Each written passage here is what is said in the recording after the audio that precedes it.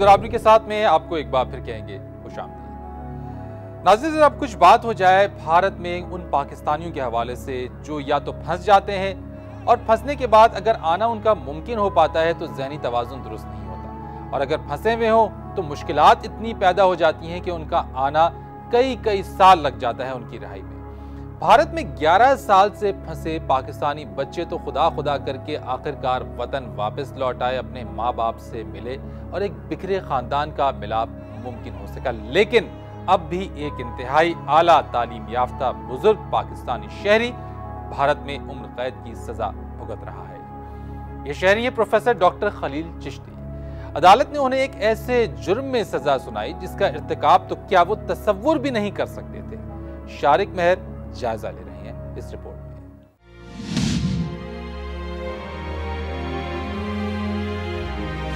भारत में 19 साल से कैद पाकिस्तानी प्रोफेसर डॉक्टर खलील चिश्ती की रिहाई की उम्मीद गाहे सर उठाती गाहे दम तोड़ती महसूस होती हैं।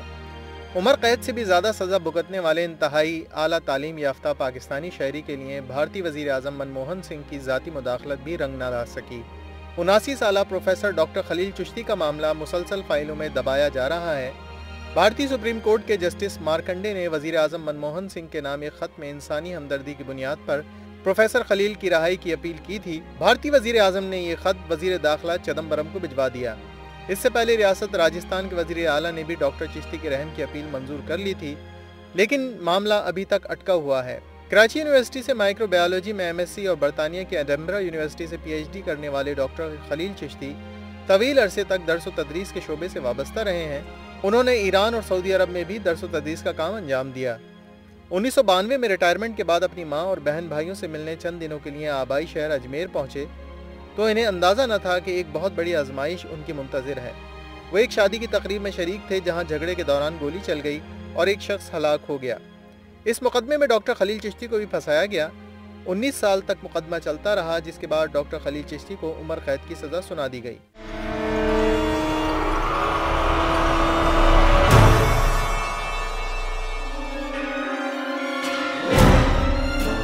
ये सज़ा एक तरफ तो गैर मुतवक्का थी, लेकिन इससे भी अलमनाक बात यह है कि वो पहले ही 19 साल तक कैदोबंद की सोबतें भुगत चुके हैं। डॉक्टर खलील चिश्ती की अलमनाक दास्तान भारत की इंतज़ामिया और अदलिया की अहलियत पर बहुत बड़ा सवालिया निशान है।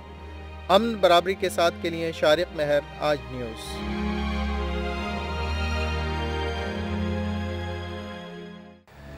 व्यूअर, शारिक मेहर की रिपोर्ट आपने देखी जिसमें उन्होंने अहाता करने की कोशिश की कि प्रोफेसर डॉक्टर मोहम्मद खलील चिश्ती किस तरह से अपने नाकर्दा गुनाहों की सजा भुगत रही हैं।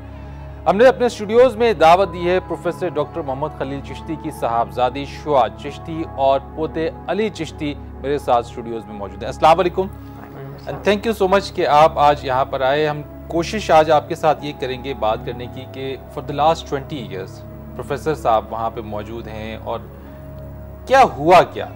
शुआ साहबा, मैं आपसे पहले जानना चाहूँगा कि असल हक़ाइक़ थे क्या हुआ, थोड़ा सा मुख्तसर वाक़या बताइएगा। 92 में मेरे वालिद मेरी दादी से मिलने के लिए अजमेर इंडिया गए थे। वो जाते रहते थे। वहीं पर अप्रैल के अंदर ये इंसिडेंस हुआ है। मेरे चचा की फैमिली, एक्सटेंडेड फैमिली में किसी से झगड़ा हुआ था, तो उसके फ्यू डेज़ बाद उन लोगों के 8-10 लोगों ने हमारे ख़ानदानी घर के ऊपर दूसरे घर से आके हमला किया है और वहाँ पे मेरे कुछ कज़न्स थे, वो ज़ख्मी हुए थे। उनमें से फिर वहीं उसी लड़ाई के दौरान जो है एक शख्स ऑपोजिट पार्टी का वो एक्सीडेंटल फायरिंग में वो मारा गया। उस वक्त मेरे वालिद साहब नीचे मेरी दादी के पास मौजूद थे। फिर वो पुलिस वगैरह का जो भी सिलसिला होता है वो सब हुआ और उन लोगों ने मेरे FIR के अंदर मेरे कज़न्स के साथ साथ मेरे वालिद का भी नाम दिया कि जी इन्होंने ये फायरिंग की। फिर उसके बाद वही उनको ले जाया गया हवालात वगैरह में और जो सिलसिला एक चलता है। फिर वो पिछले 19 साल से बेल पर थे।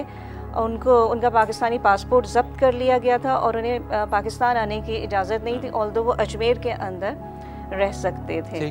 तो अजमेर से फ्यू माइल्स बाहर हमारा गांव कह लीजिए, जहां ज़मीनें थी वो वहाँ पर उन्होंने परमिशन लेके वहाँ पे उन्होंने रिहाइश इख्तियार की और एवरी 15 डेज़ वो पुलिस स्टेशन जाके अपनी हाज़िरी वगैरह जो भी प्रोसेस था उसको करते थे। और फॉर द लास्ट 19 ईयर्स वो अपने इस केस को केस में मतलब जाते रहे पेशियों पे, कभी उन्होंने बेल वायलेशन नहीं की, ना कभी ये कि मतलब पेशी से हो और वो ना पहुँचे हों। जनवरी 2011 में बहुत अनएक्सपेक्टेड ये फ़ैसला आया जिसमें हमारे वालिद साहब को 14 ईयर्स की जेल हुई थी। यानी मजीद 19 साल 20 साल तो वहाँ पे वो डिटेन रहे, पेशियाँ भुगतते रहे, लेकिन उसके बाद जब फैसला आता है तो ये कहा जाता है कि मजीद 14 साल की सेंटेंस उनकी। अच्छा, एक चीज़ और जो मैं आपसे जानना चाहूँगा, जब ये पूरा वाक़या हुआ, इंसिडेंट हो गया, जब आपके फादर को नॉमिनेट उसमें किया गया, आप लोगों तक किस तरह से ये खबर पहुँची? हमारे एक दूर के रिलेटिव हैं, उनके थ्रू ये हमें चौथे पाँचवें दिन हमें एक फ़ोन कॉल आई थी, बस उसके ज़रिए पता चला था। और फिर उस वक्त भी ये था कि बस 3-4 महीने में क्लियर हो जाएगा नाम इनका और आ जाएंगे, लेकिन वो इतना स्ट्रेच हुआ है कि it has been almost 19 years. ठीक है अली, आपसे मैं पूछना चाहूँगा, जिस वक्त प्रोफेसर साहब को गिरफ्तार किया गया, आपकी उम्र क्या थी उस वक्त? उस वक्त 5 साल उम्र थी। तो कुछ होश था, कुछ इस तरह की चीज़ें थी, या जैसे जैसे फिर आप ग्रोन अप होते चले गए, बढ़ते चले गए, उस वक्त क्या फीलिंग्स, क्या रिएक्शंस और क्या कोशिशें होती आप देखते थे घर के अंदर? उस वक्त ऑब्वियसली जिस वक्त ये सारा इंसिडेंट हुआ उस वक्त तो मैं बहुत छोटा था और मुझे इस इंसिडेंट का कुछ पता भी नहीं था, लेकिन ग्रेजुअली जिस तरह बड़े होते गए तो ये चीज़ें जो है वो फैमिली से भी पता लगती रही, क्योंकि एक शख्स है जो वहाँ पे है, ज़िंदा है, लेकिन ना वो आ सकता है, ना आप उसके पास इतना फ्रीक्वेंटली जा सकते हैं, तो फिर ऑब्वियसली ये चीज़ें पता लगी फैमिली से। और बहुत सारे इवेंट्स ऐसे हुए जिसके अंदर उनको मिस किया गया और उनकी प्रेजेंस जो थी वो ज़रूरी होती थी, लेकिन वो नहीं थी मौजूद यहाँ पर। ठीक है, बहुत सारे ऐसे इवेंट जिसके ऊपर उन्हें मिस किया हमेशा। बातचीत, कोई कम्युनिकेशन, कोई चीज़ें किस तरह से कब कैसे होती रही? आपकी उनसे बात होती थी, किस तरह से होती थी, क्या कहते थे?